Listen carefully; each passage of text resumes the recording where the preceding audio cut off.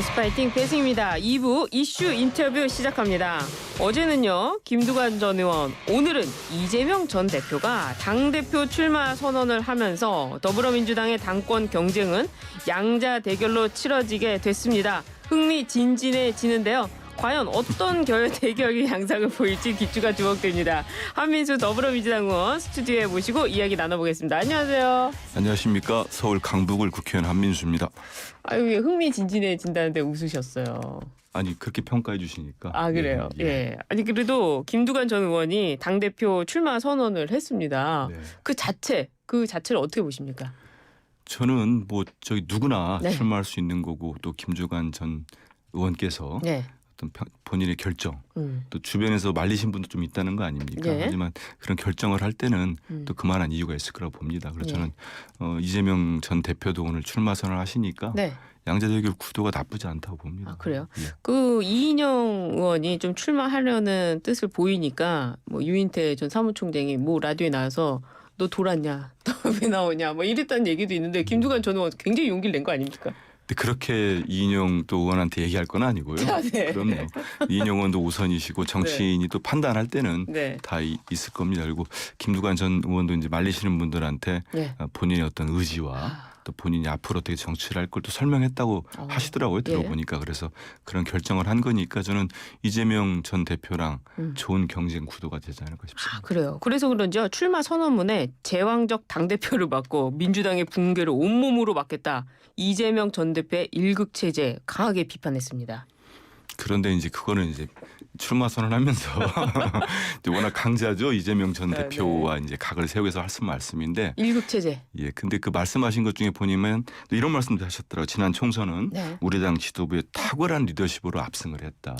그 얘기는 이제 이재명 대표 지도부에 대한 리더십을 또 인정한 거 아니겠습니까? 그렇기 때문에 여러 가지 이제 출마의 변으로 볼 때 김두관 전 의원도 네. 본인의 캠페인 전략이 있을 거다 캠페인 이런 전략. 생각을 합니다. 일극체제라는 비판으로 그런데 김두관 전 의원이 이제 예전에 네. 이재명 대표 제가 이제 대변인 하면서 보면은 두 분이 또 공통점이 좀 많아요. 그래요? 예, 지역 지자체장 출신으로 그렇죠. 출발을 했고 예. 또 광역단체장도 지냈고 그렇죠. 예. 또 현역 의원도 하셨기 때문에 그렇죠. 또 이재명 전 대표가 김두관 의원에 대해서 높이 평가하는 점이 많습니다. 네. 어떤 이렇게 단계를 밟아가지고 또 중앙 정치까지 오셨기 때문에 그래서 공통점도 좀 있고 그래서 김두관 전 의원께 저런 말씀하시지만 네. 이재명 대표가 실제 2년 동안 민주당의 총선 압승을 하는 과정 예. 그리고 지금의 현 정부와 여러 가지 이렇게 맞서면서 해오신 리더십을 봤기 때문에 그리고 되게 네. 제 그냥 드리는 말씀이 아니고 예. 실제 회의나 비공개 회의든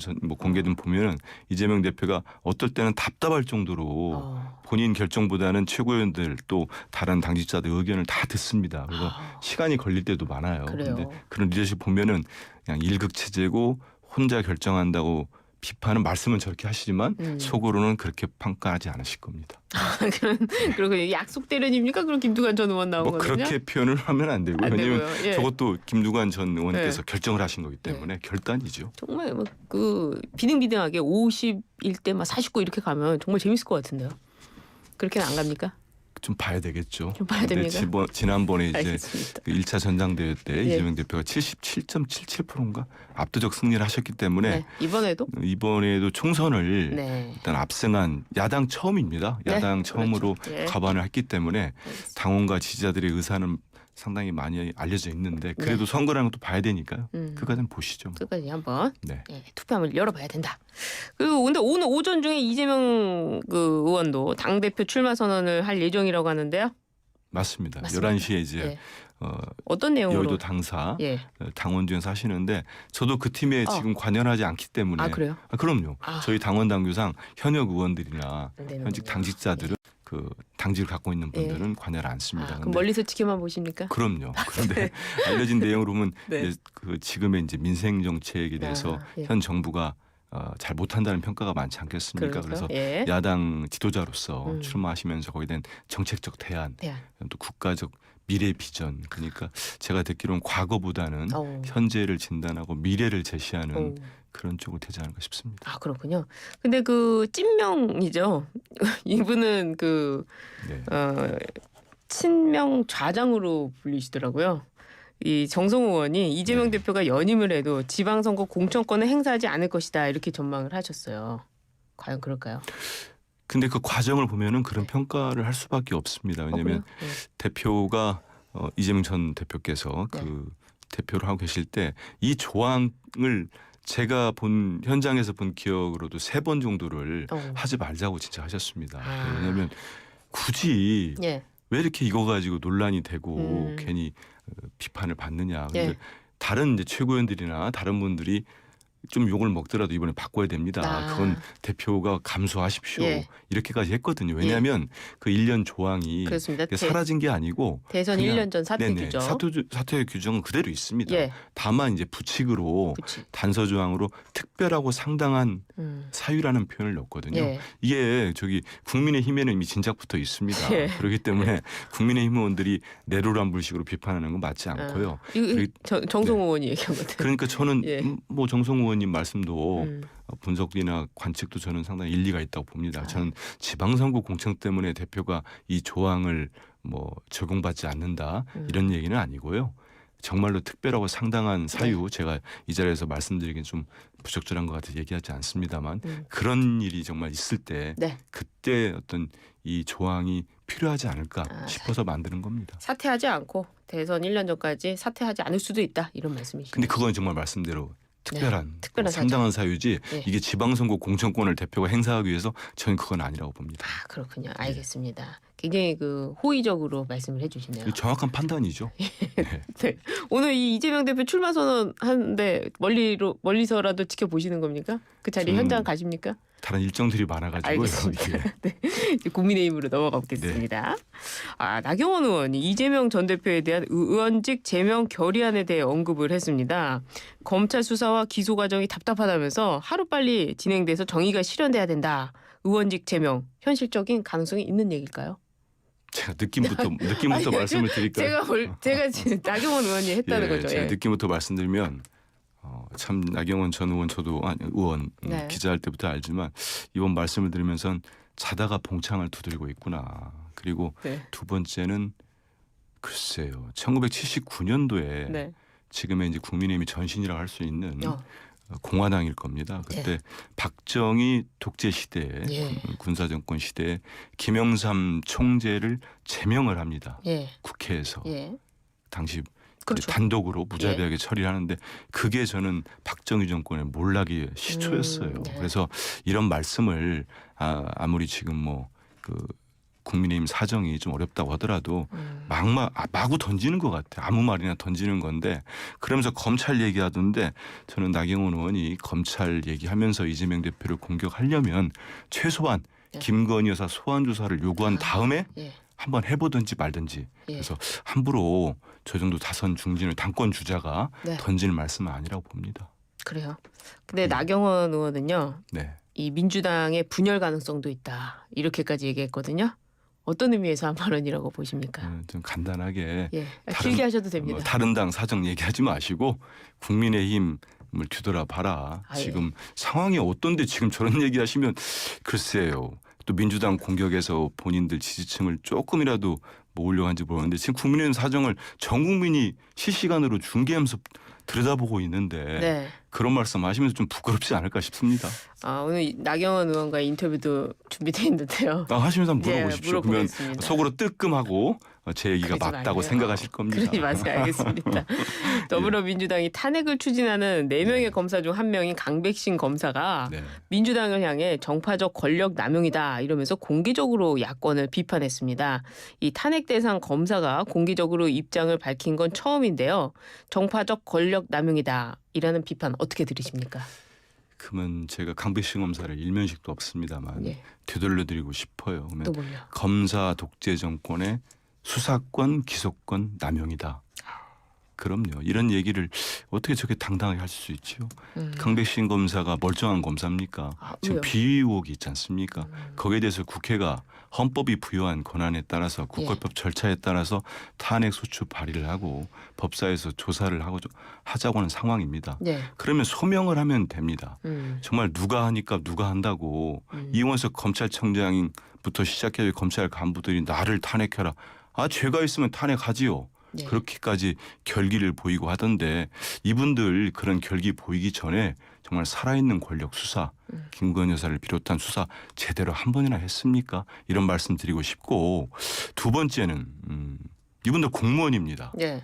임명직 공무원입니다. 예. 그러면 지금까지 우리 대한민국 역사상도 그렇고 어느 부처의 예. 공무원이 비위나 비리 의혹으로 징계 절차가 시작됐을 때 그 기관장과 해당자가 국민 앞에서 이렇게 입법부를 공격하고 야당을 공격하고 모욕 주는 사람이 있었습니까?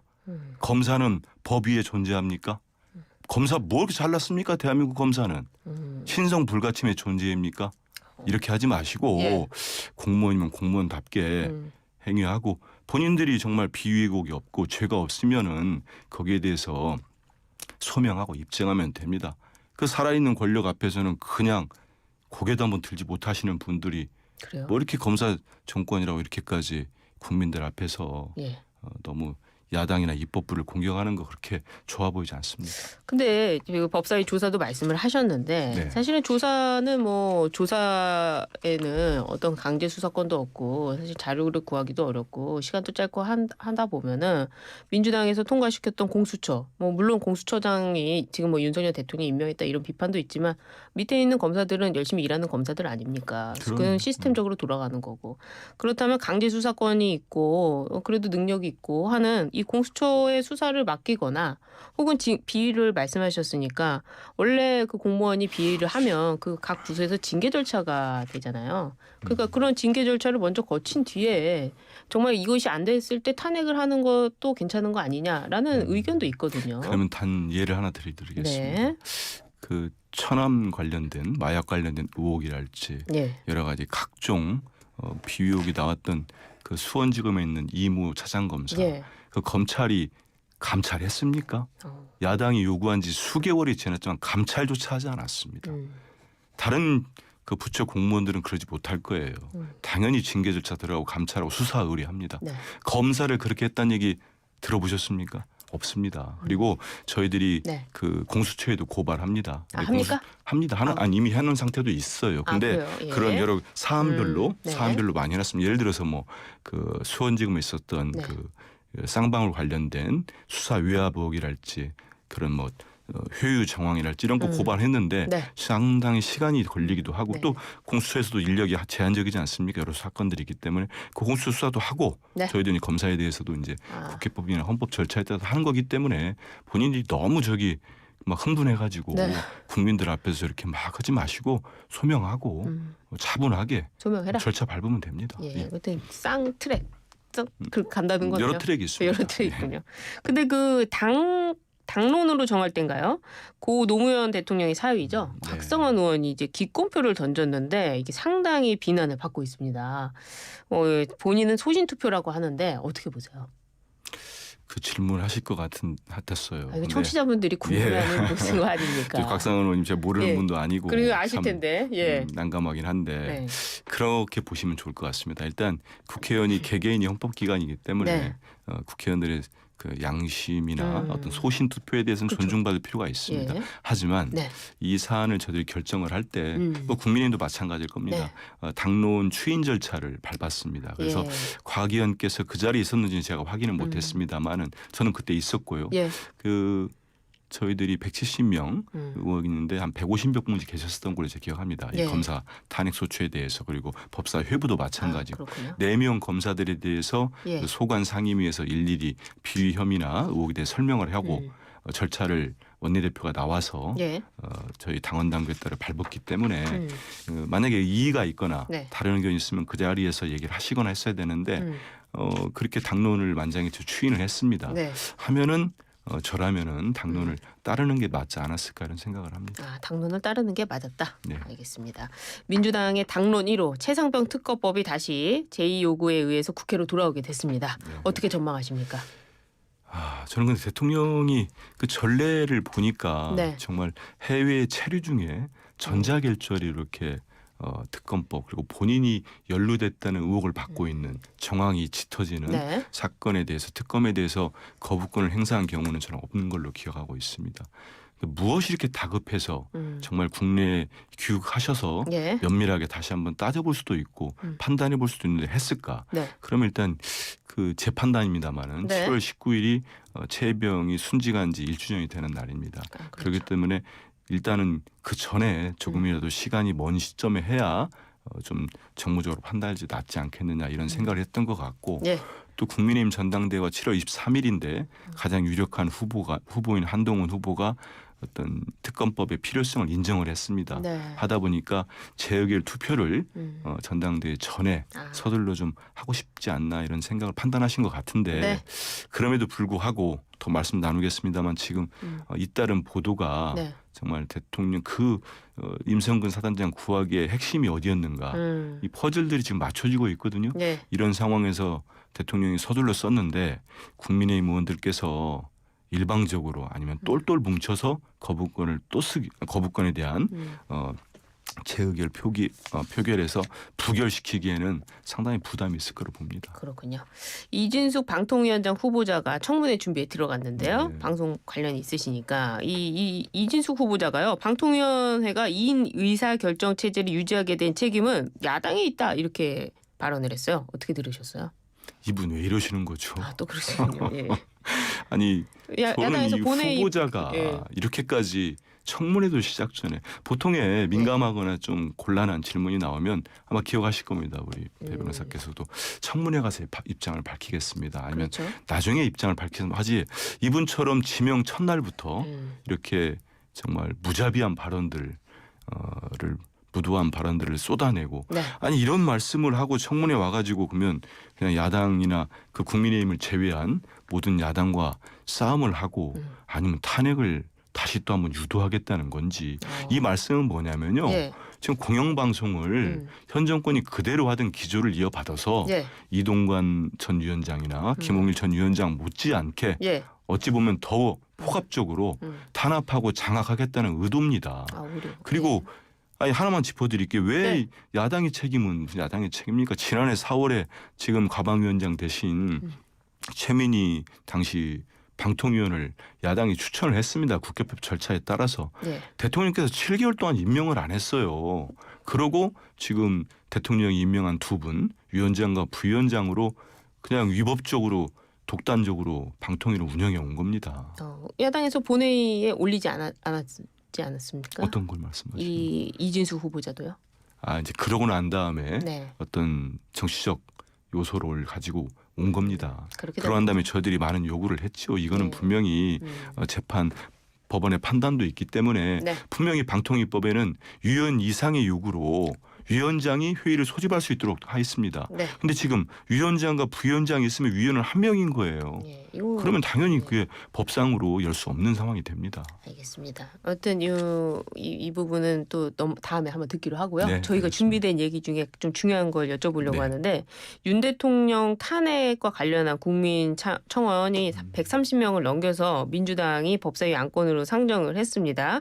민주당은 법사위에서 이 청문회 증인으로 김건희 여사와 장모 어머니까지 증인으로 채택을 했는데 어떻게 보십니까? 일단은 130만 명이 넘었죠. 이제 국민들께서 그게 예전 청와대 문재인 정부 때 있었던 그 게시판하고 좀 다릅니다. 이 국회에는요, 이 본인이 직접 아이디나 비번도 생성을 해야 되고 네. 아니, 절차가 실명이라는 찾아가기도 것이죠? 그렇습니다. 찾아가기도 복잡하기 때문에 어떤 강한 의지가 있어야 그리고 네. 중복이 안 됩니다. 이건 중복 안 된다. 그렇습니다. 예. 순수하게 제가 들어오기 전에 136만 명이 넘은 것 같던데 예. 정말 국민들의 민의죠. 그랬을 때 네. 대통령실에서는 이런 민의를 무겁게 받아들인다 최소한 네. 그런 반응을 내놔야 됩니다. 근데 첫 반응이고 지금까지 반응이 뭡니까? 뭐 법에 위반되는 게 없는 걸로 알고 있다. 이런 식의 말씀을 하면은 국민들을 화나게 하는 거죠. 그런 차원이 있었고 그다음에 이건 국회법 절차에 따라서 5만 명이 넘으면 네. 소관 상임위에서 논의를 하도록 돼 있습니다. 네. 그래서 법사위에서 그 절차를 밟은 걸로 알고 있고 헌정사상 최초. 청원에 청원에 나와 있는 5가지 사유를 보면은 그 해병대 순직 사건 네. 외압 의혹도 있고 또 김건희 여사와 처가가 관련된 서울 양평 고속도로 알지 명품백 주가 조작 의혹 같은 사안들이 들어있기 때문에 법사위에서는 할 수밖에 없었다. 김건희 여사나 네. 최은순 씨나 장모 예. 분이나 다 증인이나 참고인 임성근 사단장도 마찬가지고 예. 채택할 수밖에 없었다고 합니다. 근데 그 문재인 정부 때도 문재인 네. 전 대통령 그 국민청원에 140만 명이 탄핵에 동의하는 그게 있었거든요. 그 근데 제가 그때는 알기로는 왜 그거는 이제 국회는 아니었고요. 국회는 아니었지만 예, 청와대에서 걸렸을 만든 겁니다. 국민청원 예. 거기는 이제 몇만 명 넘으면 답도 해주고 해야 되는데 네. 그때는 청문회를 안 여셨잖아요. 그건 청문 절차는 없죠. 국회 아니 청와대에서 하는 거는 그 절차가 없기 때문에, 없기 때문에. 예, 절차는 확실히 다릅니다. 이건 하시바- 국회 입법청원은 당시에도 네. 이제 문재인 정부 때 올라오면은 그 대답을 소관 했었죠. 상임위에서 예. 이제 절차가 있는 거죠. 이거를 그 논의 끝에 이거는 뭐 다룰 만한 사안이 아니면 그냥 폐기가 되기도 하고 네. 지금처럼 이렇게 136만 명, 뭐 130 넘는 건 네. 처음이기 때문에 네. 여기에 대해 절차를 밟아가는 걸로 알고 있습니다. 만약에 그 당시에도 국회 청원으로 올라왔다면 140만 명이 올라왔다면 법사위에서 이렇게 청문회 열 수 저는 있었을까요? 뭐 그때도 뭐 논의해서 아, 뭐 가능했다고 봅니다. 예. 그러니까. 알겠습니다. 이번에 그 국민의힘 당권 경쟁 치열한데요. 김건희 여사와 한동훈 후보 간의 문자 논란 어떻게 보십니까? 좀 짧게? 짧게. 짧게. 저는 제가 참담하더라고요. 아, 왜요? 왜냐하면 네.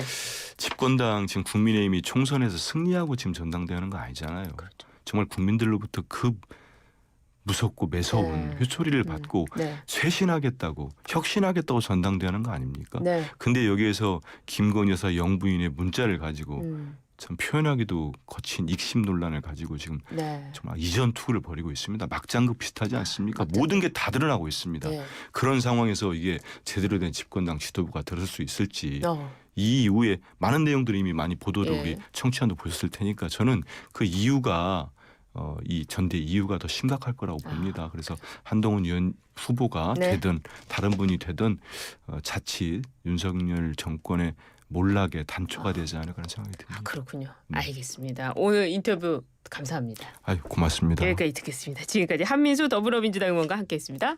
고맙습니다.